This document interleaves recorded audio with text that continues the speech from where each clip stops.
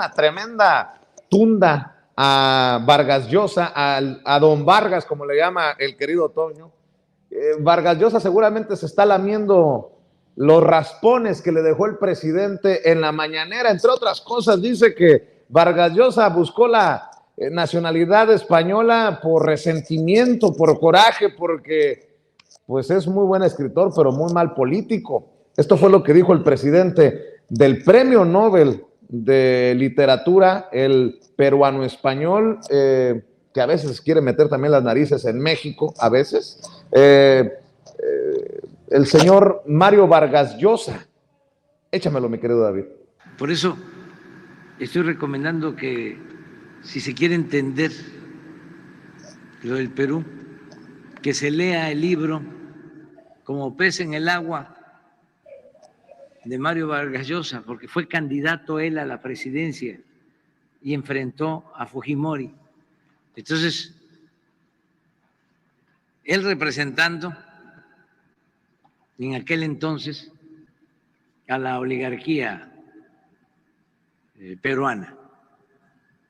Y Fujimori surge como un dirigente popular. Y el pueblo de Perú apoya a Fujimori. Y él casi se trauma, porque como un hombre de letras, un intelectual, pierde ante una gente considerada de menos vuelos.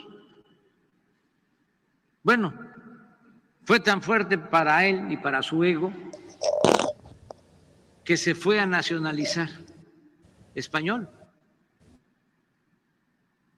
Pero antes ¡bolas! de ¡Qué irse, fuerte! ¡Qué fuerte estando lo que dijo el presidente Andrés Manuel López Obrador en la mañanera! Egocentrista, traumado. No, hombre, qué cosas. Y me imagino que ha de haber estado muy atento y hasta frotándose las manos mientras veía la mañanera el maestro Ricardo Sevilla, periodista independiente, galardonado con el Premio de Locución 2022, columnista del diario Basta y orgullosamente miembro de esta familia sin censura. Mi querido Ricardo, yo creo que Enrique Krause, Héctor Aguilar Camín, los amigos de Vargas Llosa, ya también están preparando su desplegado con abajofirmantes para quejarse del presidente que los maltrata en las mañaneras. ¿Cómo estás, Ricardo?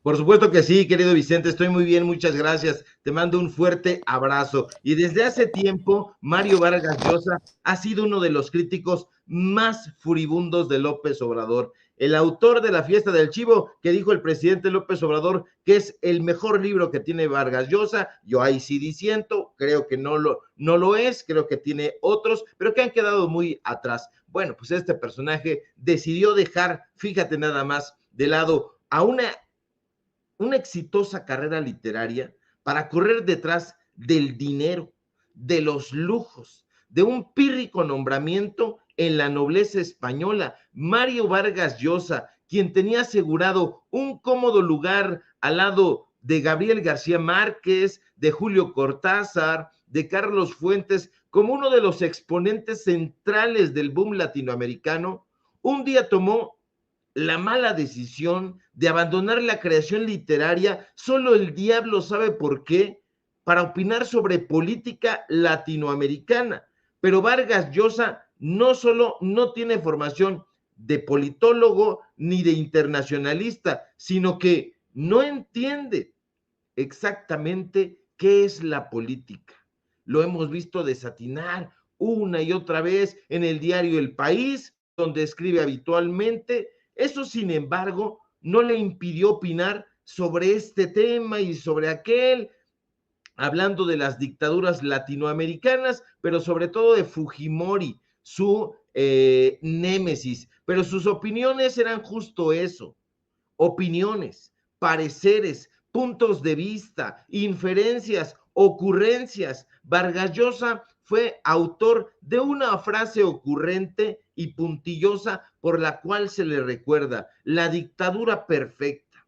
Vargas Llosa en ese momento estaba metido a político y vino a México y le tomó la palabra a su amigo Octavio Paz y al resto de los organizadores de un encuentro entre intelectuales europeos y americanos. Y habló esgrimiendo, como hace Vargas Llosa, frases abracadabrantes sobre el PRI y su permanencia en el poder. Vargas Llosa, que en ese momento simpatizaba todavía con la izquierda, puso al PRI como un ejemplo más de las dictaduras latinoamericanas. Y fue ahí cuando Vargas Llosa dijo que el sistema del PRI era poco menos que una dictadura perfecta, con lo cual hizo respirar a Octavio Paz, el intelectual orgánico del PRI. Paradójicamente, y luego de simpatizar con el comunismo, porque simpatizó Vargas Llosa con el comunismo en su juventud, a partir de la década de 1980,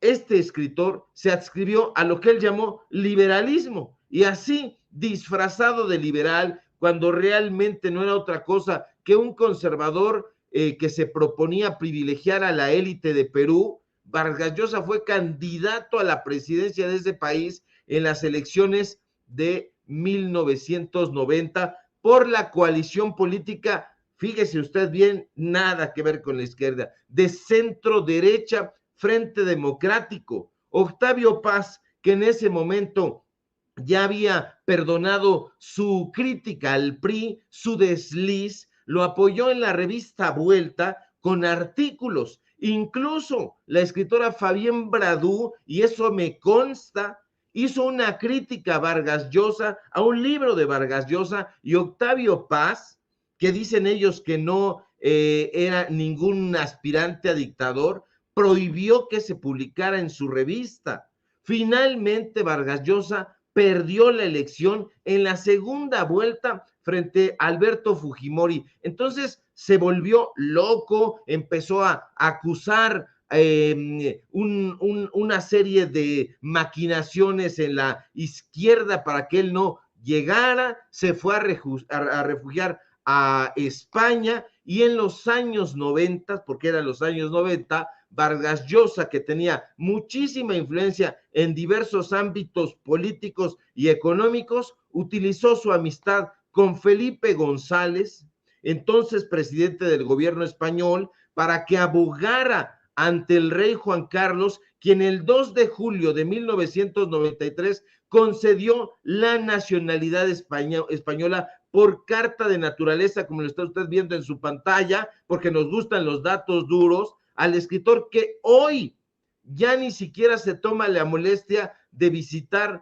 Perú, pero que se dice muy indignado ante la situación que ocurre en el país. Ahora, tras la muerte de Octavio Paz, Enrique Krause, usted lo sabe muy bien porque lo hemos exhibido, se apropió del negocio y se apropió del mandarinato intelectual que ejercía el autor del Laberinto de la Soledad, y como usted sabe, en 1999 fundó una revista, ¿qué digo una revista? Un pasquín político beligerante con la izquierda llamado Letras Libres. Él fue su fundador, es su director y es su dueño desde 1999. Enseñémosle aritmética elemental a la derecha. Enrique Krause lleva 23 años como director de esa revista, es decir, casi 4 sexenios como director, y él es el que habla de los aspirantes a dictadores. No, si nosotros revisamos las portadas de Letras Libres, nos vamos a dar cuenta de que hay muchas dedicadas plenamente a Vargas Llosa. Entonces sí, querido Vicente, como lo está usted viendo en su pantalla, tenemos una y otra vez el tema que francamente no le importa, ya no digamos al establishment cultural de México, sino a la gente de a pie, no le interesa el tema Vargas Llosa, pero Letras Libres lo coloca en su portada, ya sentadito sobre un sillón, ya en su estudio, ya el rostro del liberalismo, y aquí nosotros le decimos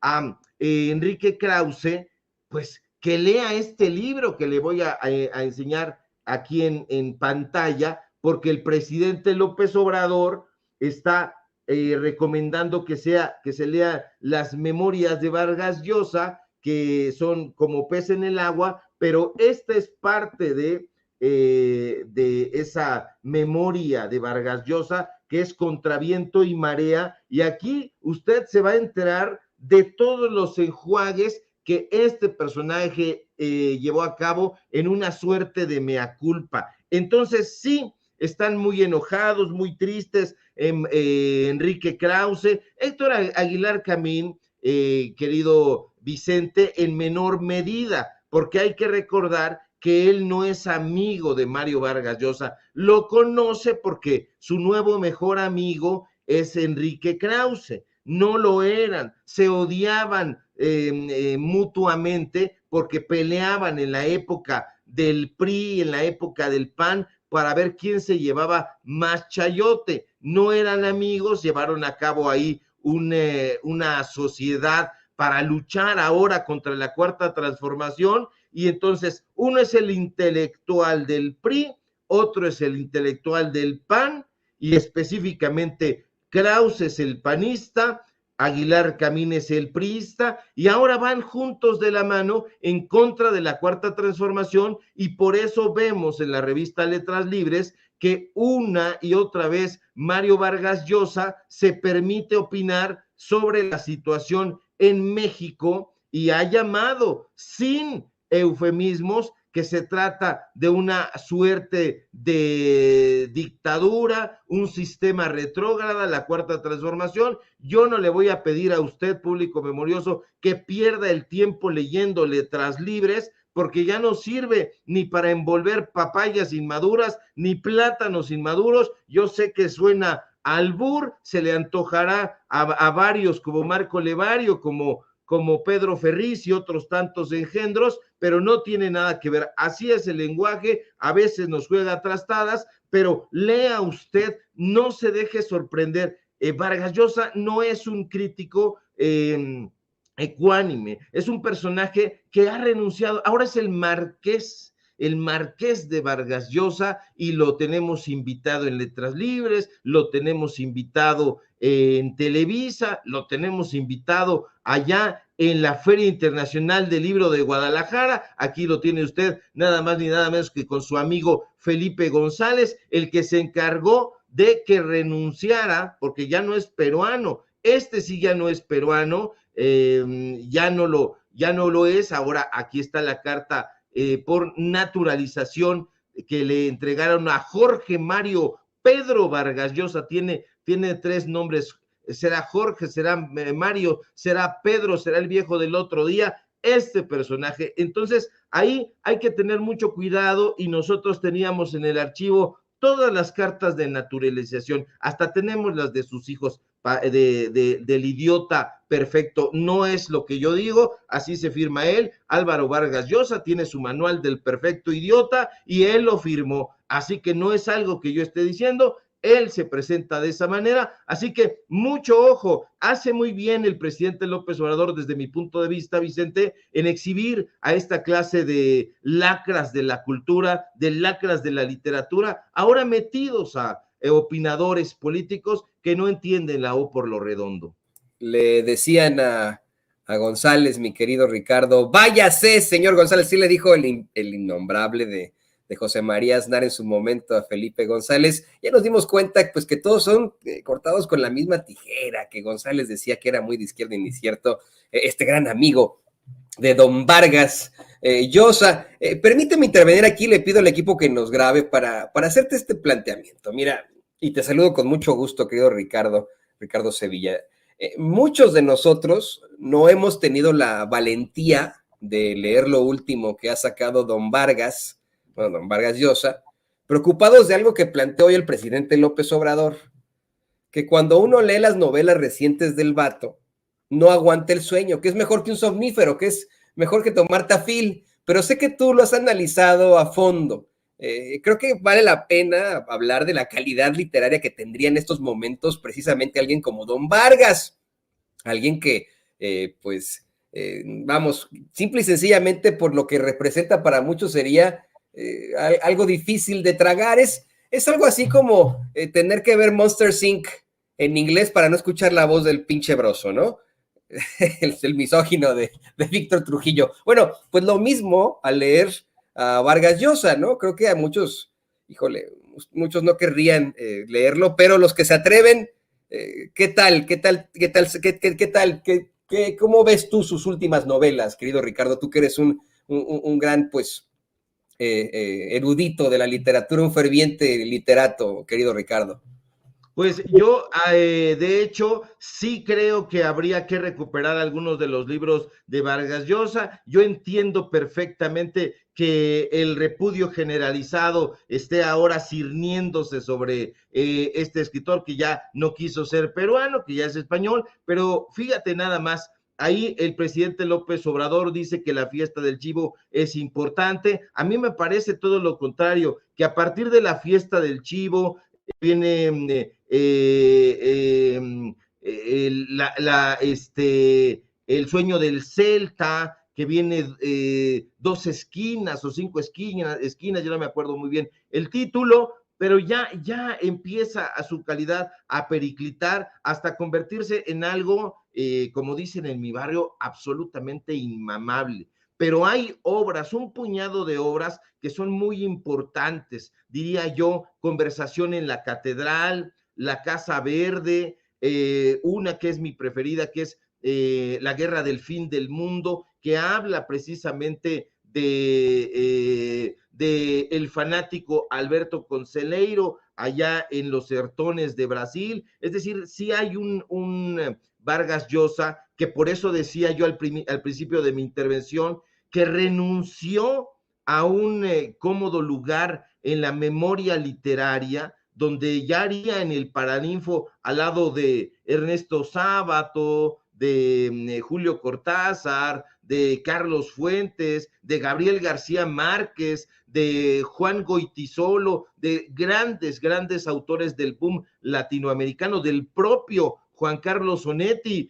al cual no querían incluir en el boom latinoamericano, de acuerdo con lo que han dicho algunos críticos literarios, por feo, simple y sencillamente por feo. Y si ahora vieran a Vargas Llosa, su fealdad se ha convertido en algo muy evidente que hace pensar incluso en el propio retrato de Dorian Gray, toda su sevicia ya no está solamente en el alma, sino que se ha convertido ya en un personaje muy feo a la vista, y creo que todo está íntimamente relacionado aquí. Yo creo que lamentablemente pasarán muchos años si es que logra recuperarse Vargas Llosa o logra recuperar a sus autores, a sus lectores, perdón, pero ya no debió, desde mi punto de vista, meterse a la política, mucho menos a opinar sobre política que no entiende. Günter Grass en algún momento le dio una arrastrada brutal porque se aventaron, como dicen los franceses, un tête a tête.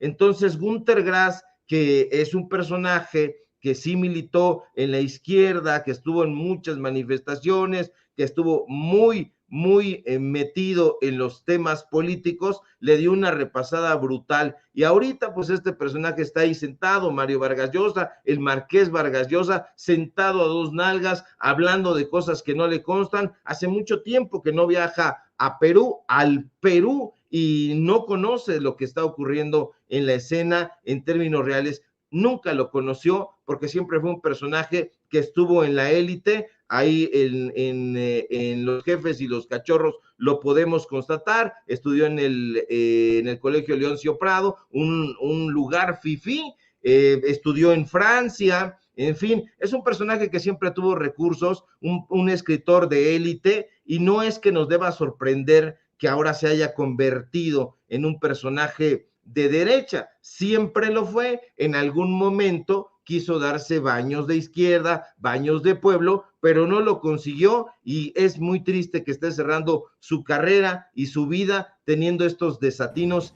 incontables, querido Toño Vicente. Pues aquí estoy de regreso, yo escuchándote, batallando un poco con la señal desde donde estoy transmitiendo, Ricardo, pero muy interesante siempre tus puntos de vista. Oye, perdón que ponga esto sobre la mesa, Toño, Ricardo, pero ¿cómo ves este esfuerzo desde los que siempre criticamos o muchas veces criticamos para querer silenciar o censurar, fíjate nada más, al punto al que hemos llegado, al presidente Andrés Manuel López Obrador? Ya no son los políticos los que no pueden lidiar con lo de las mañaneras, ahora son los grandes periodistas, y muchos de esos han sido desnudados en tus investigaciones, en tus comentarios aquí en Sin Censura por ya mucho tiempo, Ricardo Sevilla. Sí, esos personajes ya no aguantan la crítica. Eso es lo que está sucediendo. Por ejemplo, a mí me llamó mucho la atención algo que dice entre líneas el presidente López Obrador. Dice que estaba platicando con el autor de Días de Guardar, con el cronista de Portales, Carlos Monsiváis, y dice, estaba yo platicando con Monsiváis y llegó un momento en que me dijo sobre cierto periodista que era sirviento.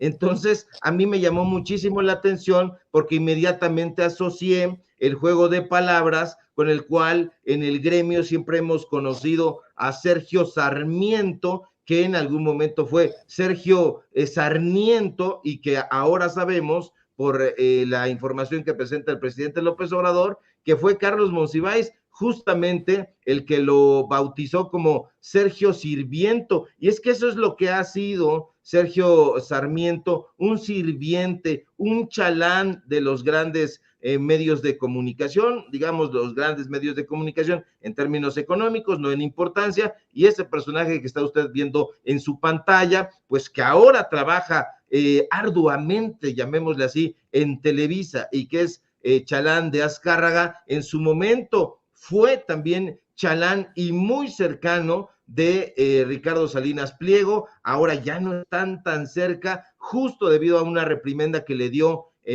pública Ricardo Salinas Pliego, y que le dijo a Sergio Sirviento que le bajara 2 rayitas, que ya se calmara con esas críticas virulentas que está haciendo. Y ahora pues Sergio Sirviento está sirviendo a Televisa, está sirviendo a Junco de la Vega, y de cuando en cuando también, por supuesto, a su expatrón querido Salinas Pliego. En algún momento incluso nos encontramos en la casa de Carlos Fuentes, ahí estaba Sergio Sirviento, no sé qué hacía ahí, yo le fui a hacer una entrevista a Carlos Fuentes, y ahí estaba Sergio Sirviento, literal, sirviéndole el café a Carlos Fuentes, y me llamó muchísimo la atención, y me pregunté, ¿qué hará aquí un periodista sirviendo el café? Y fueron de las cosas que en mi juventud me sorprendieron, pero que ahora ya vemos por qué, querido Vicente.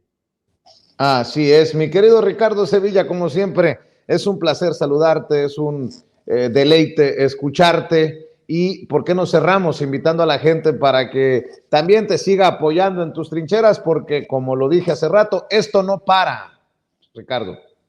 Que no pare, mi querido Vicente. Muchas gracias, como siempre. Un placer compartir los micrófonos de este medio de comunicación libre como el viento. Síganme, por favor, en mis redes sociales, en Twitter, @Sevilla Crítico, en Facebook, Ricardo Sevilla, sin nada más. Síganos en el portal de investigaciones Paralelo 24, en el diario Basta, donde escribimos columna. Justo hoy hablamos precisamente sobre Enrique Krause, una especie de vaticinio. Síganos, por favor, en los datos duros, Ricardo Sevilla, los datos duros. Hoy tenemos informativo en punto de las 8:30, y por supuesto, síganos aquí en la familia Sin Censura, de donde somos orgullosos y orondos miembros de esta familia que practica el periodismo de datos duros, el periodismo social. Y si todo marcha bien, querido Vicente, ojalá que sí, nos encontramos por aquí el día de mañana. Claro que sí, te mando un abrazo, Ricardo, quedamos al pendiente, el maestro Ricardo Sevilla hablando con nosotros sin censura, y se viene una mesa de diálogo de mujeres